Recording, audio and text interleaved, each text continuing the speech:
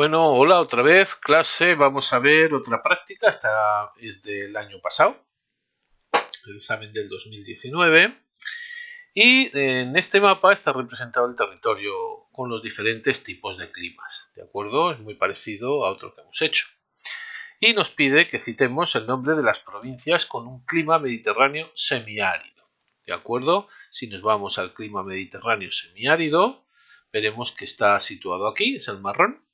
¿De acuerdo? Y podemos pues nombrar tranquilamente que coge parte de lo que es la provincia de Zaragoza, lo que es el curso del Ebro, una puntita muy leve de, bueno, es Zaragoza, coge parte del Jalón, cogería un poquito de Guadalajara, pero bueno, lo que es Zaragoza, y nos iríamos directamente a Navarra y La Rioja, cogería un poquitín de La Rioja, ¿vale?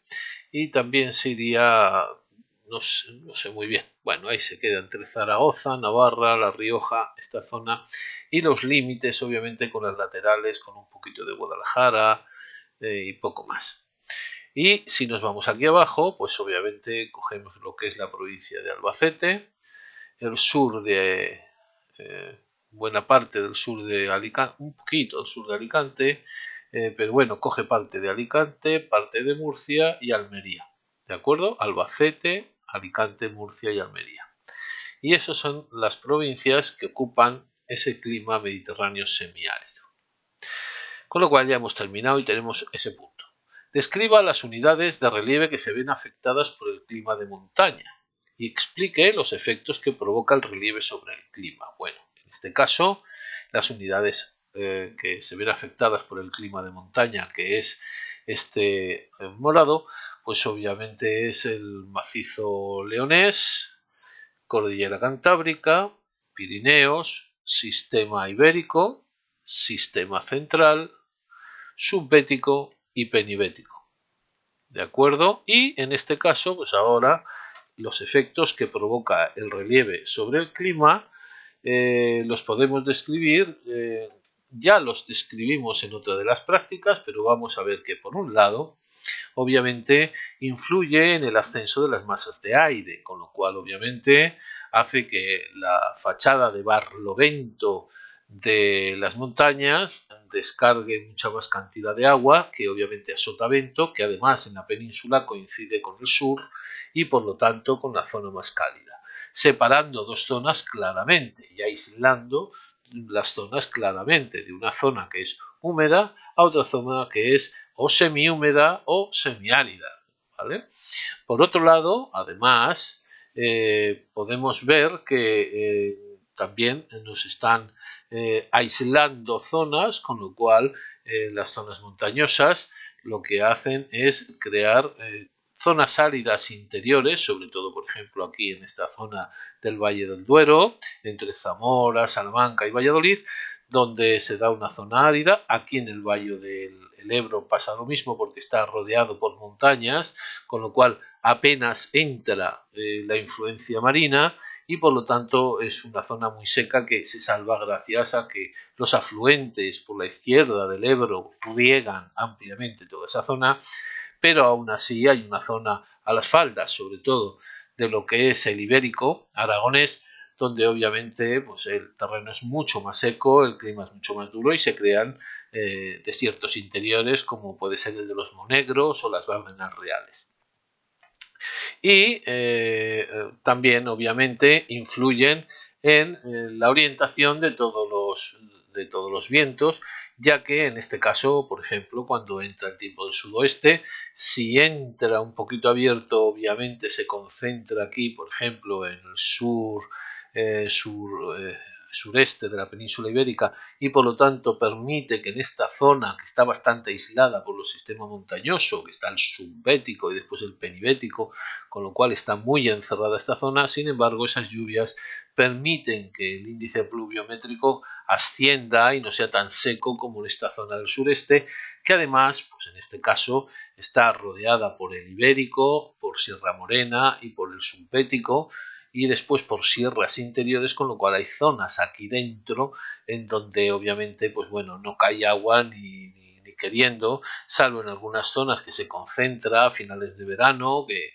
las bajas, unas danas o las gotas frías que producen, bueno, pues efectos catastróficos, sobre todo en esta zona levantina, ¿de acuerdo? Pero si no, lo que van a crear son desiertos interiores, como el de Guadix, Baza, o tabernas en donde obviamente pues además el terreno que es arcilloso va a provocar esas badlands, esas tierras malas, que es como se describen, que cuando caen 4 gotas se convierten en un vergel, pero que en cierta medida lo que dan es ese aspecto de cárcava desértica muy propia para rodar las películas de vaqueros de los años 60 en adelante, ¿no? Y esa disposición del relieve también va a favorecer que crezca un tipo de vegetación en la zona más orientada a Barlovento, porque obviamente hay más humedad, con lo cual pues hay especies que además piden más agua y más frío, por ejemplo el haya, que en las fachadas sur de esas cordilleras no van a aparecer, con lo cual la disposición vegetal también va a influir obviamente en ese efecto. Y la C analice las similitudes y diferencias que existen entre el Mediterráneo de interior y el de costa. Pues bueno, eso lo podemos ver en la gráfica de características del clima, pero así, a bote pronto y para ir un poquito rápidos, porque esta parte ya, pues bueno, no es tan complicada, veremos que en principio las temperaturas son suaves, ¿vale? Suaves en la costa, mientras que son mucho más extremas en el interior. Aquí existe continentalidad, mientras que aquí existe la influencia marítima, con lo cual las temperaturas entre el verano y el invierno no son tan marcadas, mientras que en el interior sí. Por eso, obviamente, cuando veíamos estos climas cercanos aquí en la ciudad de Sevilla, se marcan unos veranos mucho más fuertes, mucho más potentes que los que puede darse en la costa, por ejemplo, de Málaga. ¿De acuerdo? Sin embargo, obviamente, las precipitaciones son similares, salvo en el sureste, ¿de acuerdo? Todas las demás son precipitaciones similares, en las zonas eso, un poquito más secas, más secarronas, donde no se sobrepasan los 300 o se sobrepasan ligeramente los 300 y pico milímetros, y salvo la costa norte catalana, que puede llegar a tener incluso 800 milímetros, incluso algunas veces Huelva y algunas zonas de Cádiz también aquí en el interior sobrepasan también esas cantidades, el resto están en torno a los 500 milímetros, más o menos, con lo cual eso serían las similitudes. A partir de aquí, las temperaturas en invierno en la submeseta norte bajan mucho, también lo hacen en el interior de la submeseta sur. En la submeseta norte las temperaturas en verano no ascienden de los 20 grados en algunas zonas, de acuerdo, sobre todo la Castilla más montañosa, que es esta zona, mientras que pueden subir un poquito más aquí en el centro. En cambio, en la submeseta sur ascienden bastante, lo mismo que se puede dar en el sur, obviamente en Andalucía, y obviamente lo que va a producir es que en esta zona haya unas amplitudes térmicas muy elevadas entre las temperaturas muy frías de invierno y muy calurosas de verano, mientras que en la costa nos vamos a encontrar con temperaturas mucho más suaves y con unas amplitudes térmicas que pueden llegar hasta los 16 grados, de 12 a 16 grados en todo caso. Nunca a más de 16, ni 20, ni más de 20, obviamente. Y ahí podemos señalar pues, que son más o menos a bote pronto, ¿vale? Para ir rápidos, las diferencias entre esas dos tipologías de clima mediterráneo. Y con esto podemos terminar la práctica. Hasta la siguiente.